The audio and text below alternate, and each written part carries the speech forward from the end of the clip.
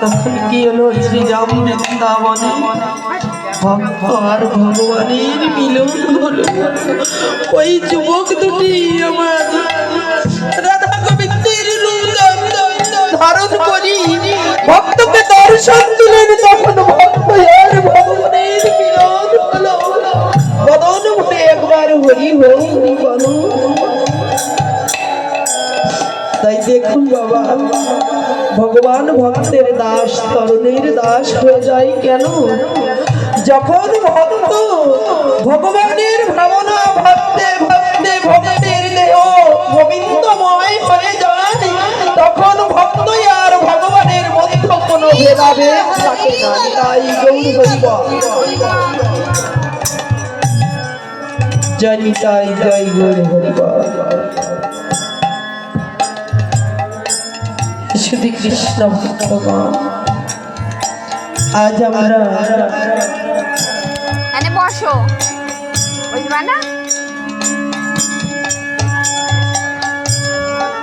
যে ভক্তের বাড়িতে এমন মহৎ ব্যক্তি দিয়ে পরম বৈষ্ণবদের আগমন হয়েছে, এখানে উপস্থিত হয়েছে আমাদের বটিয়াখালী গিরিধারী আশ্রমে বাবাজি মহারাজ নিশান্ত দাস বাবাজি, আরো আপনাদের মতো পরম ভক্ত।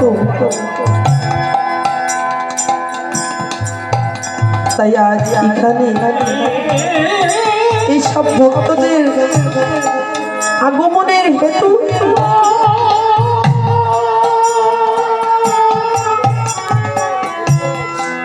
মৃত্যু বার্ষিকী অনুষ্ঠান উপলক্ষে পিতা ধর্ম পিতা স্বর্গ পিতহি মা পন্নে পিয়ন্তে সর্বদেবতা। পিতা ধর্ম পিতাই স্বর্গ। তাহলে সেই পিতার মৃত্যুবার্ষিকী উপলক্ষে আজ আপনাদের মতো পরম বৈষ্ণবের আগমন। মৃত্যুবার্ষিকী উপলক্ষ মানে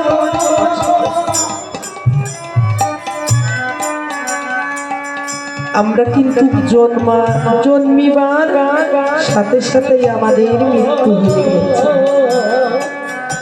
জন্মার সঙ্গে সঙ্গে আমাদের মৃত্যু হয়ে গেছে। কেমন? যখনই আমাদের জন্মদিনের তারিখটা লিখছে, মৃত্যুর তারিখটাও সেই দিনেই গোবিন্দ লিখে রেখেছে। তাই কুরুক্ষেত্রের মাঠে অর্জুন প্রমাণ দিলেন, শ্রীকৃষ্ণ প্রমাণ দিলেন অর্জুনকে। কেমন ভাবে? 18 দিন যুদ্ধের পর যখন যুদ্ধে অর্জুন পঞ্চপাণ্ডবরা জয়ী হল, আরো ছোট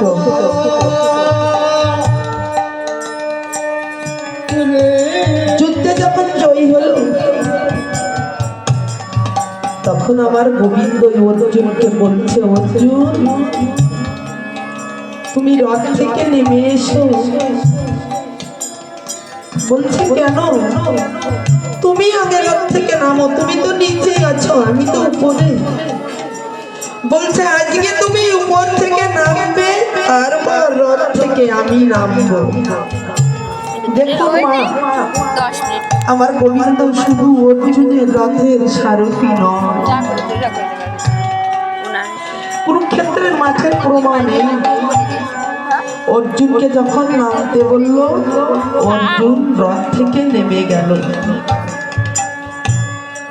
অর্জুন রথ থেকে নামবার পর যখন আমার আদি আদি গোবিন্দ থেকে নেমে গেল, নামবার সঙ্গে সঙ্গে রথখানা পুড়ে ভস্মীভূত হয়ে গেল। অর্জুন বললেন, এখানে এখন রথখানা পুড়বার কারণ এখানে তো কোনো শত্রু নাই, তবে রথখানা কেন পুড়ে গেল?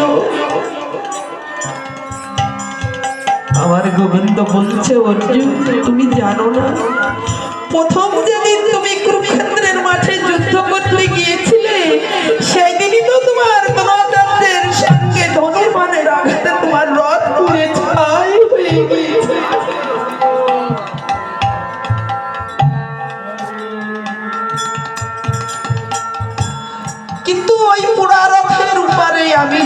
ছিলাম বিধায় তুমি ওই রথে বসে যুদ্ধ করেছো। তোমার ওই পোড়া রথখানায় আমি পরিচালনা করেছি বিধায় তুমি ওই পোড়া রথের উপরে বসে যুদ্ধ করেছো অর্জুন। আর আজ আমি তোমার রথ থেকে নেমে গিয়েছি, তাই রথখানা আজ তুমি দেখছো পুড়ে গিয়েছে। তাই আমাদের এই পঞ্চভৌতিক দেহ, এই পঞ্চভৌতিক দেহর মধ্যে আমার অনাদি আদি গোবিন্দ বিরাজ করছে। ভগবান বলছে আমি প্রতিটা জীবের মধ্যে বিরাজ করি। তাই এই দেহ থেকে যেদিন আমার প্রাণ গোবিন্দ বিদায় নেবে, সেদিন এই পঞ্চভৌতিক দেহ, এই নশ্বর দেহ এখানে পড়ে থাকবে।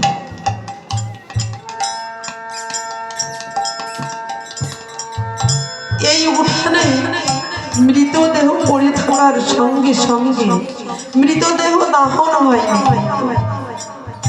কিন্তু একজন আর একজনের কাছে খবর দিচ্ছে, ওরে তুই কি জানিস আমার বাবা যে আজ চলে গিয়েছে।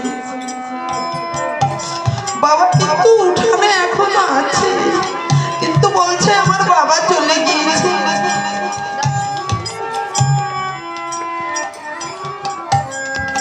বাবার মধ্যে যে ছিল সে চলে গিয়েছে। তাই এই মৃত্যুবার্ষিকী অনুষ্ঠানটাই আমরা কেন করি? আমরা সকলেই জানি আত্মার মৃত্যু নাই, আত্মা এই জীর্ণ দেহ পরিত্যাগ করি আবার একটি নতুন দেহ ধারণ করে। তো এই মৃত্যুবার্ষিকীটাই আমরা কেন করি? করার উদ্দেশ্য কি? আত্মা হতে পুত্রের জন্ম, আর পুত্রগণে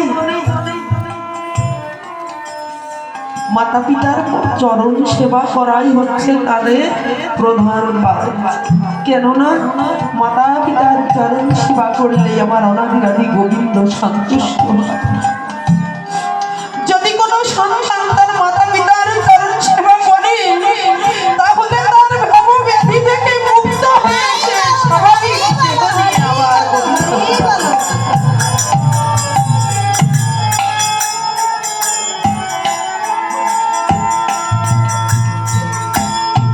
তার প্রমাণ আমি নিজে। কেমন? আমার বয়স যখন 18 বছর, এমনি সময় আমি বিধবা হয়েছিলাম।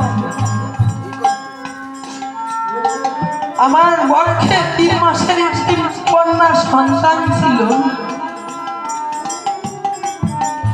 সন্তানটিকে নিয়ে যখন আমি শ্বশুর বাড়ি থেকে বিতাড়িত হয়ে গিয়ে বাবার গলা জড়িয়ে ধরে কেঁদেছিলাম, সেদিন আমার বাবা বলেছিল, মা একমাত্র গোবিন্দ ছাড়া তোমার আর দেখার মতো ব্যক্তি কেউ নাই।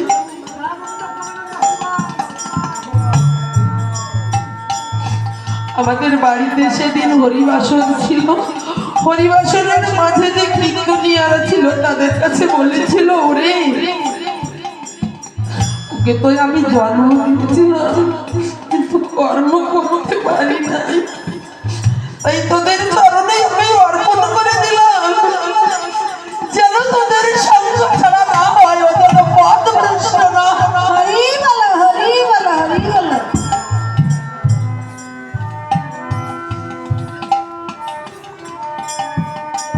সারাটি জন্ম ধরে যেন তোদের সঙ্গে ভাবে গোবিন্দ বলে কাটতে কাটতে ওর বাকি জীবনটাকে যায়।